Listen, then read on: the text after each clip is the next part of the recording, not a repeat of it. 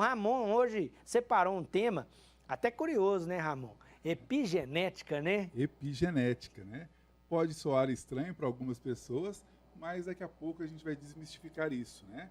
É um termo técnico, né? A partir aí da década de 90, os cientistas se voltaram muito para o estudo do chamado genoma humano, que é a expressão do nosso DNA. Ou seja, aquilo que todo mundo popularmente chama de doença genética, doença hereditária, nós entendemos isso melhor agora através da epigenética. Ou seja, muitas vezes, lá no passado, a gente dizia, será que eu vou desenvolver tal doença? Será que eu vou ter doença que meu pai teve, que minha mãe tem, que minha tia teve? Isso parecia muito aleatório, Flaviano, mas a verdade não é. Esses estudos mostraram que, apesar de nós carregarmos o gene, né, daquela doença, e a gente herda aí de muitos dos nossos antepassados, né?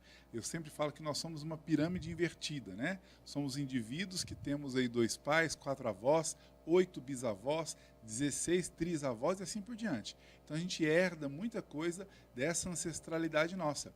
E a ciência entendeu que, apesar de nós carregarmos o gene de inúmeras doenças, a grande notícia, a boa notícia é que esse gene, essa doença que a gente carrega na hereditariedade, só vai despertar em nós se essa doença encontrar um ambiente favorável para ela. E isso fez com que o mundo da ciência, o mundo da medicina, se desdobrasse em outros estudos para entender como é que a gente cria ambiente ou tira ambiente dessas doenças. Então isso fez, Flaviana, com que a gente pensasse melhor nos nossos hábitos, porque é através dos nossos hábitos, e são todos os hábitos, né, não é só um ou outro, que faz com que a gente possa propiciar o despertar de alguma doença no nosso organismo ou não. Então, por exemplo, quem faz hoje um exame genético, né, que é esse exame do DNA, pode saber, opa, eu tenho mais propensão, tenho um percentual maior de chance de desenvolver tal doença. Então, sabendo disso, a gente pode fazer um bom uso dessa informação e fechar as portas para essa doença. A meu exemplo, né, quando eu fiz esse exame genético, deu, né, das doenças mais propensas, né, a desenvolver no meu organismo é a diabetes. Então, nesse caso, que eu faço? Eu fecho todas as portas para que essa doença não encontre um ambiente favorável. E que ambiente favorável é esse? Ingestão excessiva de açúcar, ingestão excessiva de alimentos que se convertem em açúcar no nosso corpo, fazer atividade física, tudo isso colabora para a gente fechar as portas, por exemplo, para a diabetes. Mas isso não para por aí, a gente tem inúmeras possibilidades. Com uma boa orientação, e nós naturopatas temos esse preparo para isso, a gente pode dizer para a pessoa o que ela deve fazer, o que ela não deve fazer para adquirir doenças. Mas será que eu preciso fazer esse exame de DNA para poder identificar as minhas predisposições? Não necessariamente. A gente pode trabalhar com a pessoa com o que há de conhecimento sobre ela, sobre os hábitos dela e corrigir esses hábitos. E aí a gente acaba fechando portas para vários tipos de doenças. Então, atitudes sedentárias abre porta para diversas doenças, uma má alimentação também abre porta para diversas doenças, ambientes tóxicos ou pessoas tóxicas também abre porta para diversas doenças, inclusive de ordem neurológica. Então, ir melhorando esse ambiente para que a gente não desperte em nós as doenças que a gente acaba carregando na genética. E não para por aí. A gente também pode ter já despertado uma doença. Nossa, o meu pai e minha mãe são diabéticos e hoje eu sou diabético também. E a gente conseguir, que a gente chama de silenciar a expressão do gene, né? A gente consegue fazer com que a pessoa viva uma vida normal sem que essa doença se manifeste dessa maneira que ela já é conhecida. Então é possível tratar doenças já existentes ou prevenir as que não se manifestaram através de quê? De boa orientação, de uma boa suplementação vitamínica de minerais e de plantas, né, que é o que a gente faz de melhor dentro da naturopatia, e assim viver uma vida muito mais saudável, Fabiano. Então pode-se dizer que a epigenética é uma ferramenta importante de prevenção. Sem dúvida, né? Esse estudo da epigenética nos coloca numa posição privilegiada de conseguirmos fechar as portas para a maioria das doenças crônicas. Claro que nós temos outras doenças, como as transmissíveis, né, por vírus, bactérias, protozoários, fungos, e isso a gente trabalha no sentido de melhorar o nosso sistema imunológico, que também é possível prevenir e evitar diversas dessas doenças. Mas naquelas doenças que são genéticas, hereditárias, que a pessoa, eu tenho uma doença inflamatória crônica, uma artrite, uma gastrite ou outras ites, né, que são o sufixo aí de doenças inflamatórias, isso tudo é prevenível com mudanças de hábitos. E, claro, com o suplemento certo para cada pessoa. As doenças que estão relacionadas à epigenética são aquelas que você disse, crônicas já conhecidas, né? Você citou a diabetes, mal de Parkinson, próprio câncer, né? Enfim, exatamente. São essas, né? São doenças que elas vão desenvolvendo ao longo da vida, né? E muitas vezes não são transmitidas por qualquer agente patológico, né? Não é uma doença exclusivamente bacteriana, não é uma doença viral, não é uma doença fúngica, pode ser uma doença que a gente despertou, por quê? Porque nós carregávamos ela na genética e pelos nossos maus hábitos ela desenvolveu no nosso organismo. Olha só, aí o que a gente tem? Tem o poder nas mãos de fechar isso. Nossa, mas eu não sei fazer isso. Procure orientação, viva uma vida mais saudável dentro do que você já sabe, desde uma atividade física, que é imprescindível a atividade física nesse processo da epigenética, para a gente evitar que qualquer doença possa se desenvolver. Se alimentar bem. Mas eu ainda não posso procurar um profissional da área de saúde, não posso procurar um nutricionista, não posso procurar um naturopata. O que você pode fazer de antemão? É você cuidar da sua alimentação para que ela seja de verdade. Sair do que é artificial, sair dos produtos alimentícios e comer comida de verdade. Só por aí você já melhora muito essa condição que despertaria alguma doença de acordo com esse estudo de epigenética.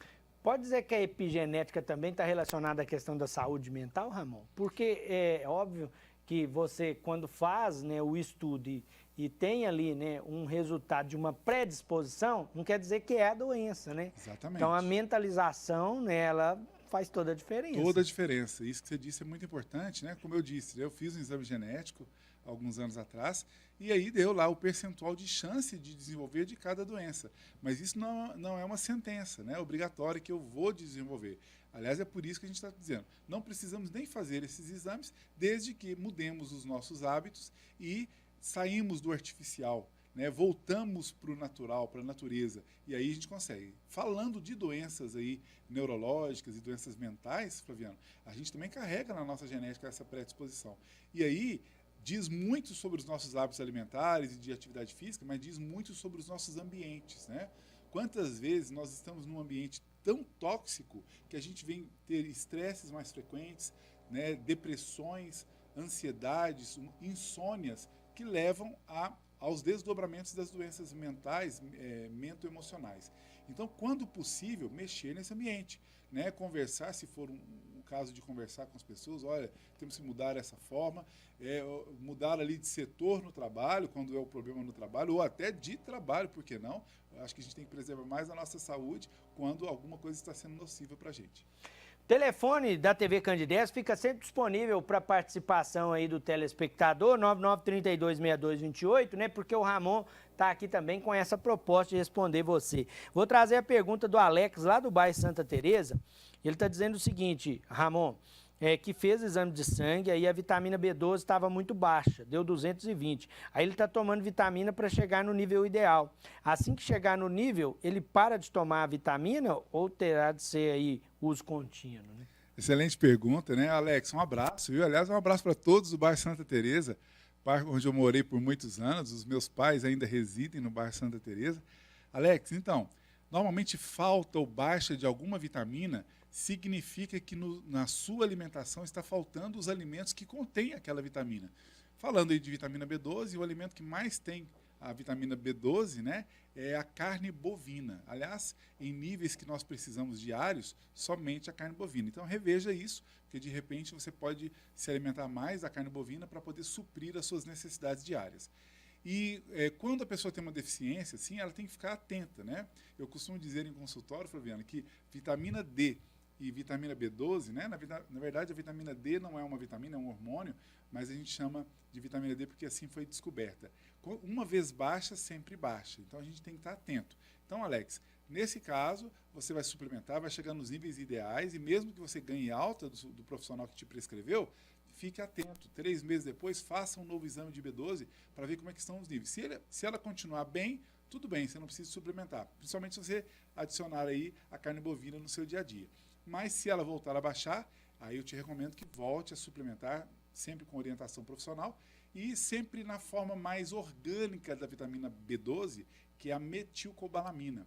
E aí dificilmente vai ter reações alérgicas e você vai suplementar de maneira bem saudável essa vitamina tão importante, inclusive na saúde mental, como você chamou atenção ainda há pouco. Né? A B12 participa das absorções dos nutrientes dos alimentos, da nossa imunidade e da nossa saúde neurológica. Eu tenho aqui a participação também do Fabrício, lá do bairro Afonso Pena, né? Aí ele está fazendo uma pergunta relacionada a esse calor intenso, né? Qual é a orientação de um alimento, né, recomendado, principalmente para o período do almoço, para evitar as consequências aí desse calor intenso, né? Ajudar na digestão, não ficar com aquela sensação que está muito cheio, né? É verdade. Enfim. Fabrício, né? Um abraço, obrigado pela pergunta e participação. Um abraço para todos, Afonso Pena. Então, na verdade, o caminho mais importante, né, em épocas aí de calores excessivos é a hidratação. A hidratação é insubstituível e eu sempre falo, nada substitui a água, Flaviano. Tem muita gente que, eu vou tomar um suco, vou tomar um refrigerante, vou tomar qualquer outro líquido. Nada, absolutamente nada substitui a água, nem os chás. Então você tem que tomar água na quantidade devida, né? Em épocas normais, sem calores excessivos, é a quantidade de 36 ml por quilo. Para a gente calcular aí na calculadora, é só colocar 0,036 e multiplicar pelo nosso peso. A gente vai ter a resposta lá da quantidade em litros que nós precisamos tomar. Mas em épocas mais quentes, como a que estamos vivendo no momento, eu recomendo aumentar aí 2 ml.